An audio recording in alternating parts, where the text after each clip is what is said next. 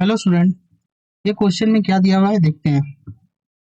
A thin taut string tied at both ends, मतलब एक string है और ये दोनों एंड से जो है वो टाइड है और ये टाउट है। इसका अर्थ होता है तना हुआ, मतलब कि पूरा स्ट्रेच्ड किया हुआ है। And oscillating in its third harmonic, क्या दिया हुआ है? थर्ड हार्मोनिक में है। And its shape described by equation, एक इक्वेशन दिया हुआ है। y एक्स t पर डिपेंड कर रहा है, 5.60 सेंटीमीटर है। साइन है 0.0340 रेडियन पर सेंटीमीटर, एक्स है। फिर sine 550 radian per second into time है। और उसके बाद क्या कहा है? Where the origin is at left end, मतलब इस एंड को हमको ओरिजिन लेना है। ये ओरिजिन है ऑफ स्ट्रिंग।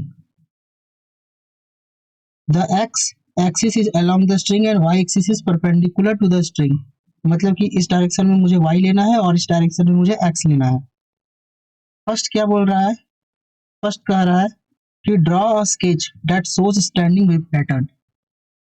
स्केच ड्रॉ करना है जो कि स्टैंडिंग वेव पैटर्न बताए इस corresponding to a third harmonic, third harmonic के। तो जब भी कोई स्ट्रिंग जो है वो बोथ एंड से, जब एंड से जो है वो टाइट किया हुआ हो, फिक्स्ड हो बोथ एंड, तो उस समय जो फंडामेंटल बनता है वो कैसा बनता है? वो कुछ इस तरह बनता है फंडामेंटल, यानी कि जहां फिक्स्ड एंड होगा वहां पर जो है वो नोड क्रिएट होगा। उस एंड पे, दोनों बोथ एंड पे जो है वो नोड क्रिएट होगा। तो इसके कॉरस्पॉन्डिंग मुझे थर्ड हार्मोनिक निकालना है। तो थर्ड हार्मोनिक का डायग्राम क्या बन जाएगा?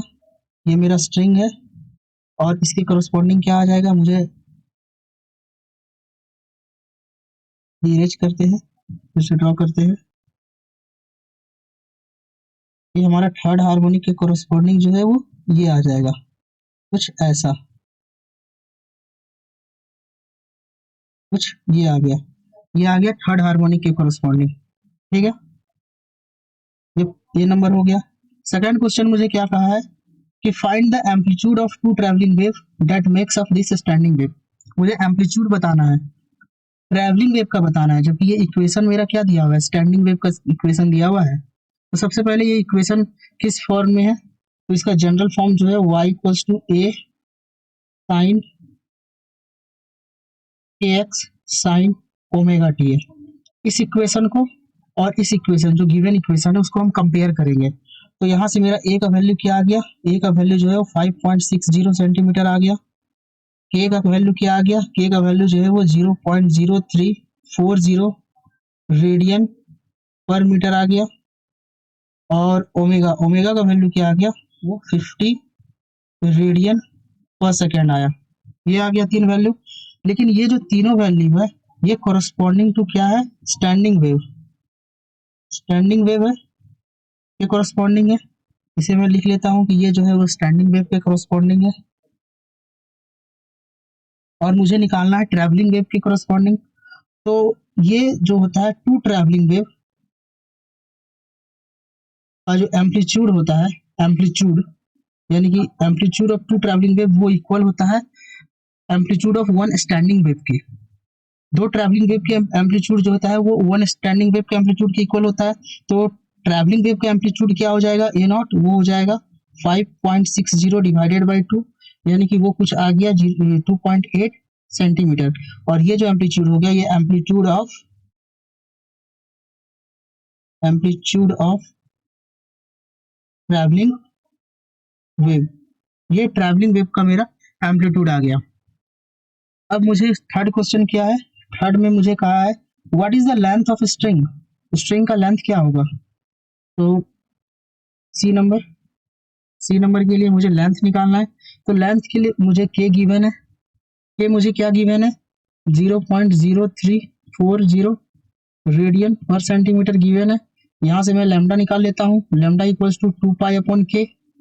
और ये क्या आ गया? 2 इंटू 3.14 डिवाइडेड बाई 0.0340। और ये कितने के इक्वल आ जाएगा? ये आ जाएगा 184.7 सेंटीमीटर के इक्वल आ जाएगा। ठीक है, अब मुझे लैम्डा निकल गया। अब एल क्या होता है? तो थर्ड हार्मोनिक के लिए हम पढ़े हैं कि जो एल होता है, यहाँ से भी हम फाइंड कर सकते हैं। ये जो मेरा डायग्राम है यहाँ से निकाल सकते हैं कि ये पूरा मेरा जो है वो एल है और ये मेरा क्या है लेमडा बाई 2 है, ये लेमडा बाई 2 है और ये क्या है लेमडा बाई 2 है। यहाँ से भी मैं निकाल सकता हूँ एल, वो क्या हो जाएगा 3 लेमडा बाई 2 हो जाएगा और वो क्या कितना हो जाएगा 3 into lambda 184.7 centimetre divided by 2 आ जाएगा। लेंथ क्या आ जाएगा 277 सेंटीमीटर, इतना आ जाएगा। अब आते हैं मैं डी नंबर में। डी नंबर क्वेश्चन क्या कह रहा है कि फाइंड द वेवलेंथ। फर्स्ट हमको वेवलेंथ फाइंड करना है, फ्रीक्वेंसी, टाइम पीरियड, पीरियड मतलब वही time period, and speed of travelling wave, ये सारा चीज फाइंड करना है। तो लैम्डा तो हम इसके पहले वाले क्वेश्चन से फाइंड कर लिए हैं। लैम्डा का वैल्यू मेरा क्या आया है 184.7 सेंटीमीटर, वही हो जाएगा सेम।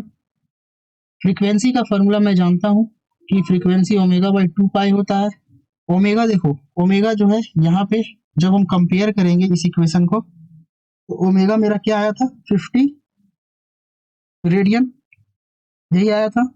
उस ओमेगा को हम यहाँ पुट करेंगे तो ये क्या हो जाएगा 50/2 पाई और ये कुछ आएगा 7.96 हर्ज के इक्वल। अब टाइम पीरियड, टाइम पीरियड क्या होता है 1/फ्रीक्वेंसी होता है, तो 1/7.96 ये कुछ आ जाएगा 0.126 सेकेंड, ये आ जाएगा। लास्ट फाइंड करना था मुझे स्पीड, तो स्पीड इक्वल्स टू क्या होता है फ्रीक्वेंसी इंटू लैम्डा। तो फ्रीक्वेंसी जो है वो कितना दिया हुआ है, फ्रीक्वेंसी 0.126 दिया हुआ है, नहीं सॉरी लैम्डा, सॉरी यहाँ फ्रीक्वेंसी जो है वो कितना दिया हुआ है, फ्रीक्वेंसी हमारा जो है वो 7.96 दिया हुआ है एंड लैम्डा, लैम्डा में मैं कितना निकाला हूँ तो 184.7 ये निकाला हूँ। तो वेलोसिटी कितना आ रहा है 1470 सेंटीमीटर पर सेकेंड, ये आ रहा है। तो ये हमारा निकल गया wavelength, frequency, time period, speed. अब ई नंबर क्वेश्चन क्या कह रहा है find the maximum transverse speed of a point on a string. तो मैक्सिमम ट्रांसवर्स स्पीड, इसका फॉर्मूला मैं जानता हूँ मैक्सिमम ट्रांसवर्स स्पीड का कि जो वी मैक्सिमम होता है वो होता है ओमेगा इंटू ए मैक्सिमम, और ओमेगा क्या है 50 है और ए मैक्सिमम। अब यहाँ मुझे ध्यान देना है कि यहाँ जो है ये पूछा है क्या maximum transverse speed of a string, string में पूछा है, यानी कि यहाँ जो हम ए का वैल्यू पुट करेंगे, ये ए का वैल्यू जो है ये पुट करेंगे, स्टैंडिंग वेव का पुट करेंगे, ना कि हम ये पुट कर देंगे। ये स्टैंडिंग वेव का मुझे पुट करना है, तो स्टैंडिंग वेव का पुट करना है तो ये आ जाएगा 5.60, ये आ गया, यानी कि ये आ गया 280 सेंटीमीटर पर सेकेंड। यहाँ तक हो गया।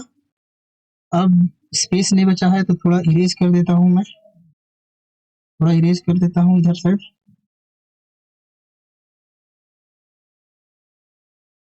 अब लास्ट क्वेश्चन मुझे क्या कहा है, लास्ट क्वेश्चन में कहा है कि what would be the equation. अब मुझे इक्वेशन निकालना है y, x और t का जो फंक्शन है for a string if it were vibrating इन एथ हार्मोनिक। ये क्या था, मुझे इक्वेशन दिया हुआ था थर्ड हार्मोनिक के लिए, ये थर्ड हार्मोनिक का दिया हुआ था। अब मुझे यहाँ क्या निकालना है एथ हार्मोनिक के लिए निकालना है, ठीक है। यहाँ एथ हार्मोनिक कैसे निकलेगा, तो वी नो डैट कि जब दोनों एंड जब स्ट्रिंग का फिक्स्ड हो, यानी कि दोनों एंड में फंडामेंटल में नोड बने, तो उसका जो जनरल फॉर्मूला होता है वो जनरल फॉर्मूला क्या होता है एफ एन, यानी एन हार्मोनिक के लिए एन वी बाई 2L ये होता है, ये हम पढ़े हैं, ये L है 2L, ये L होता है, ठीक है। तो थर्ड हार्मोनिक के लिए क्या आया था 3V/2L, एथ हार्मोनिक के लिए क्या आ जाएगा F8 इक्वल्स टू 8V/2L। तो हम एक रिलेशन निकाल सकते हैं थर्ड हार्मोनिक का एट्थ हार्मोनिक के टर्म में, तो यहाँ से हमारा F8 जो है वो कितना आ गया 8/3 ऑफ F3, यानी कि eighth harmonic equal to 8/3 times of third harmonic, ये आ गया। यानी कि जो फ्रीक्वेंसी है वो मेरा 8/3 टाइम्स हो जा रहा है, और अब फ्रीक्वेंसी जो है वो 8/3 टाइम्स हो रहा है। एंड वी नो डैट जो फ्रीक्वेंसी होता है वो ω/2π होता है, तो frequency is directly related to omega, हम जानते हैं।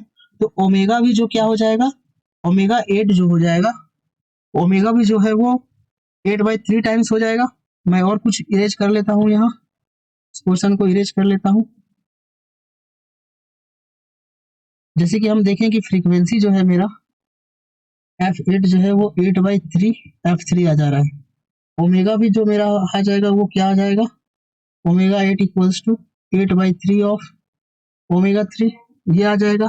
एंड ऑल्सो क्या k इक्वल्स टू ω/v, ये एक रिलेशन होता है। यानी यहाँ से क्या आ गया, यहाँ से k जो है वो डायरेक्टली प्रोपोर्शनल है ओमेगा के, मतलब कि k डैश जो आएगा, यानी कि k8 हम कह सकते हैं, या k डैश नया जो k बनेगा, मतलब एट्थ हार्मोनिक के लिए जो बनेगा वो जो है वो 8/3 टाइम्स रहेगा अभी वाले के, जो थर्ड हार्मोनिक में है उसके जो है वो 8/3 टाइम्स रहेगा ओमेगा, 8/3 ऑफ k रहेगा, सॉरी। यहाँ जो ω3 है ये जो मैंने ω3 निकाला, मतलब ये थर्ड हार्मोनिक का जो गिवन है, ये F3 निकाला, ये F3 ये मैंने पहले ही निकाल दिया, और ये k, ठीक है। अब मैं इसका वैल्यू जो है वो पुट करता हूँ और फाइंड करता हूँ कि कितना आ रहा है, और उसके बाद जो है वो मेरा जो है वो इक्वेशन आ जाएगा। तो यहाँ से मेरा सबसे पहले f का वैल्यू क्या आ जाएगा, 8/3 इंटू, यहाँ जो है वो 8/3 F3 है, तो यहाँ F3 का वैल्यू हम पुट करेंगे, तो मेरा क्या आ जाएगा, यहाँ से यहाँ F3 का जो वैल्यू है वो आ जा रहा है, क्या F3 का जो वैल्यू है वो आ जा रहा है 21.22 हर्ट्ज, मतलब F8 का वैल्यू, सॉरी F8 का वैल्यू ये आ जा रहा है, अगर हम इस फॉर्मूला में पुट कर रहे हैं तो ω8 यानी कि फोर हार्मोनिक के लिए ω8 का वैल्यू क्या आ जा रहा है, तो ये 8/3 ऑफ ओमेगा जो गिवन है, तो ये आ जाएगा लगभग 133.33, ये आ जाएगा, और ये आ जाएगा रेडियन पर सेकेंड में आएगा। इसके बाद जो लास्ट थिंग था k, वो k मेरा आ जा रहा है 8/3 इंटू 0.0340, तो ये आ जा रहा है 0.9066, ये आ जा रहा है, और ये इसमें किस में आएगा, ये रेडियन पर सेंटीमीटर में आएगा।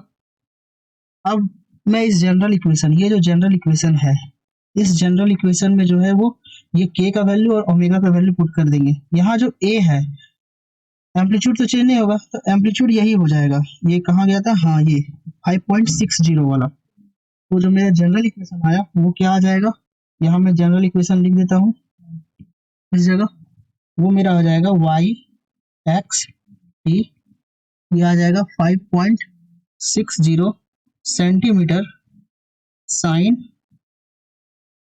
अब साइन के बाद क्या होता है, साइन kx, तो k की जगह क्या है 0.9066, और उसके बाद इंटू एक्स हो जाएगा उसमें, तो इंटू यहाँ इंटू में है x, ये पूरा एक साथ, और साइन ओमेगा टी, ओमेगा का वैल्यू क्या है 133.33, और ये रेडियन में है, ये रेडियन पर सेकेंड, और ये साइन ओमेगा और टी होता है तो टी हो जाएगा, यानी कि ये इक्वेशन आ जाएगा हमारा। यहाँ मैं k का वैल्यू पुट किया इस इक्वेशन में, ये मेरा जो है वो k है, और ये मेरा ओमेगा है न्यू वाला, यानी कि k8 और ω8 है, तो यहाँ से जो है वो ये क्वेश्चन हो जाता है।